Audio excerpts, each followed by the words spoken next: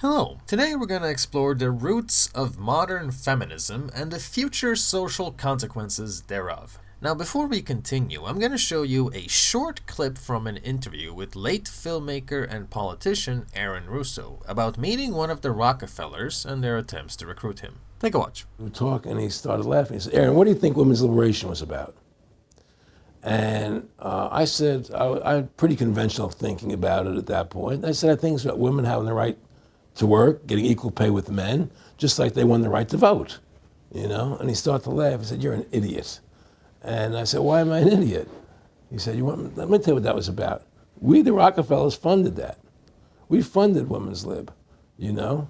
And we're the ones who got all over the newspapers and television, the Rockefeller Foundation.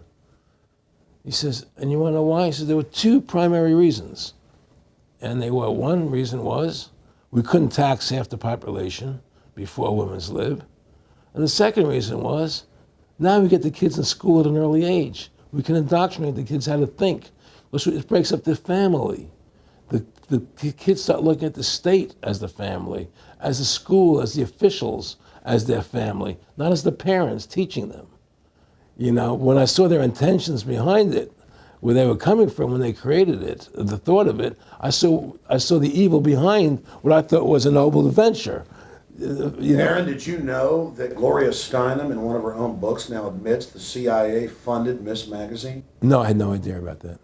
No, I never heard that.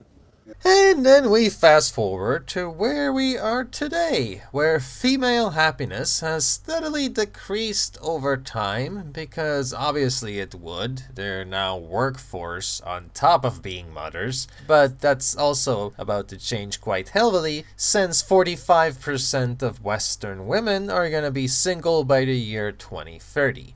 And that's a huge portion of people that are aiming to die alone. And the biggest winner from this social development is the major corporations that use feminism in their marketing to become the replacement when love and marriage becomes void.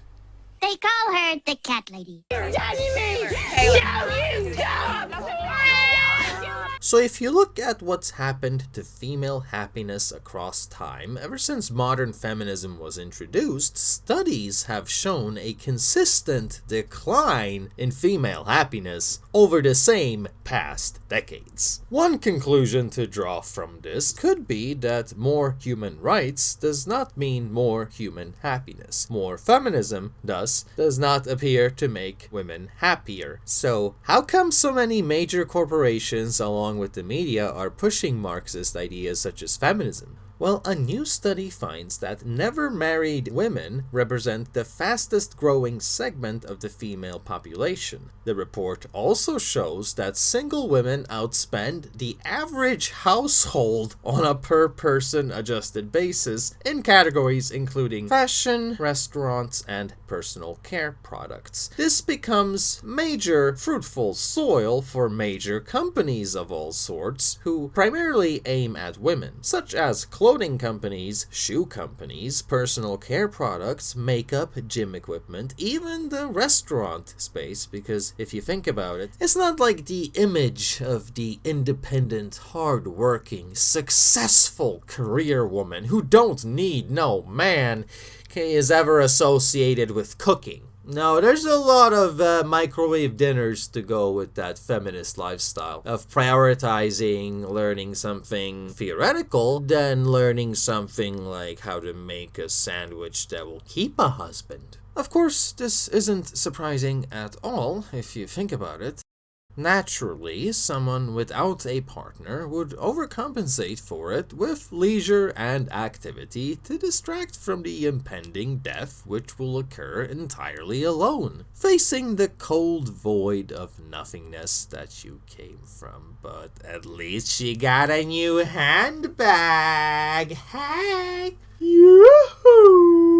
The study says beauty products will see the biggest boost in demand since Generation Z spends more on makeup than any previous generation. And that sickly demographic of tweens right there are about to grow up into good, obedient consumer adults with more allowance to spend. Here's an example of how far that could go.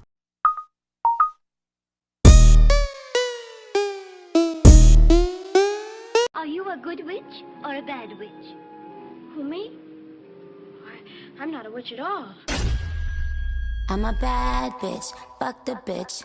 Bitch get slick, I'ma cut the... Morgan Stanley expects more women will buy more cars in the future than they do now. At the moment, men represent a bigger group of buyers, but over time, the male-female split of auto machine buyers will even out, which could give car sales a big boost. The bank's top pick in this segment is Tesla. End of quote. Yeah, Tesla. Of course they had to pick the most gender-fluid car to go with. Quote, there are now more single women in the workforce than ever before, and that's having a profound effect on the US economy. Working women contribute more than $7 trillion to America's economy. Women have always tended to be the principal shoppers in American household, and single women outspend married women, especially when it comes to personal care products. Apparel and footwear, personal care, food and luxury, and electric vehicles are most likely to see a boost from increased spending by single women.